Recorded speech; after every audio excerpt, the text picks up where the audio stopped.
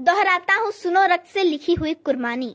मैं उस कविता को उन्हीं के सुरों में सुनाना चाहूंगी, लिंग परिवर्तन नहीं करूंगी। कविता है पंडित नरेंद्र मिश्र जी की, मेरे को बहुत पसंद है। एंड आपने रानी पद्मिनी का नाम सुना होगा। सुना तो जब वहां से खिलजी का पैगाम आया था कि रानी पद्मिनी को लाओ नहीं तो मैं रावल रतन सिंह को मार दूंगा, तब वहां क्या हुआ था, पंडित नरेंद्र मिश्र जी मेवाड़ी हैं, उन्होंने लिखा है, तो मेरे को बहुत पसंद है, मैं आपको सुनाना चाहूंगी। बिल्कुल। कविता है कि दोहराता हूँ सुनो रक्त से लिखी हुई कुर्बानी, जिसके कारण मिट्टी भी चंदन है राजस्थानी। रावल रतन सिंह को छल से कैद किया खिलजी ने, रावल रतन सिंह को छल से कैद किया खिलजी ने, काल गई मित्रों से मिलकर दगा किया खिलजी ने। खिलजी का चित्तौड़ दुर्ग में एक संदेश आया, जिसको सुनकर शक्ति शौर्य पर फिर अधियारा छाया। 10 दिन के भीतर न पद्मिनी का डोला यदि आया, यदि न रूप की रानी को तुमने दिल्ली पहुंचाया, तो फिर राणा रतन सिंह का शीश कटा पाओगे, और शाही शर्त न मानी तो फिर पीछे पछताओगे। यह दारुण संवाद लहर सा दौड़ गया अंबर में। ये कविता थोड़ी लंबी है।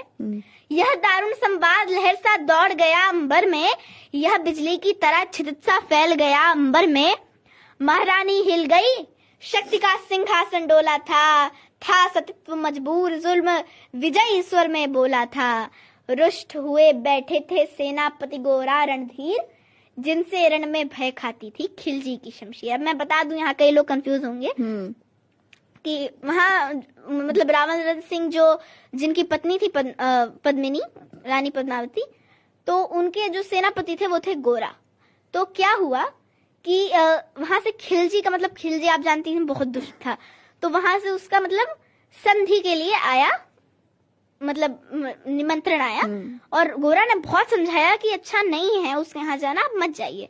तो उन्होंने उसको बोल दिया कि तू तो बहुत तुच्छ है, क्यों तू क्या जानता है राजनीति, और ये सबको बोल दिया। और गोरा जी बहुत दुखी हो गए, बाकी सब उनकी संधि नीति की वजह से कि वो किसी की बात नहीं सुन रहे थे, चले गए। तो यही है कि बोला, जब रानी पद्मावती खोजने गई तो पर रानी ने प्रथम वीर गोरा को खोज निकाला। वन वन भटक रहा था मन में तिरस्कार की ज्वाला। गोरा से पद्मिनी ने खिलजी का पैगाम सुनाया, मगर वीरता का अपमानित ज्वार नहीं मिट पाया।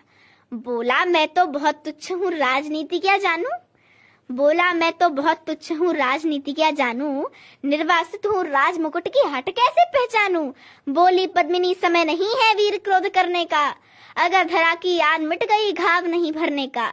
दिल्ली गई पद्मिनी तो फिर पीछे पछताओगे, और जीते जी रजपूती कुल को दाग लगा जाओगे।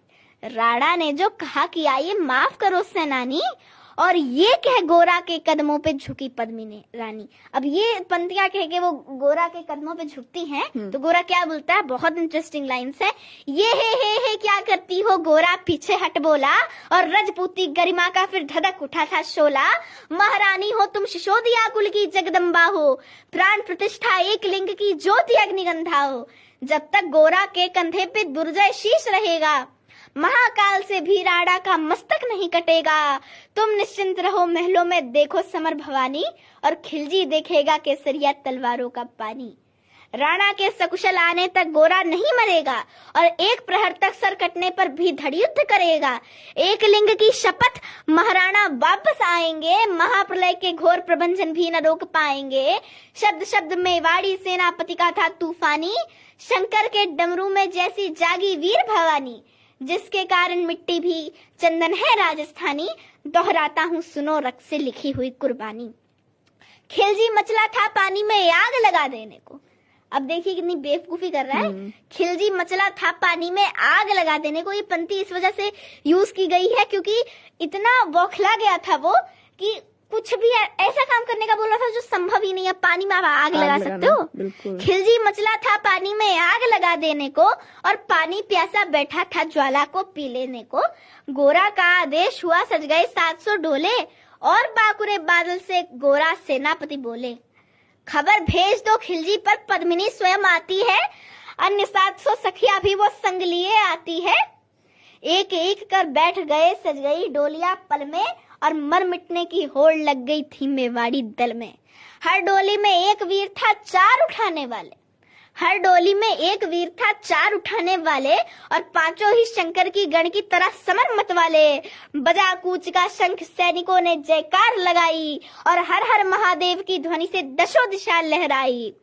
कर अंतिम प्रणाम घोड़ों पर चढ़े सुबट अभिमानी, और देशभक्त की निकल पड़े लिखने वे अमर कहानी।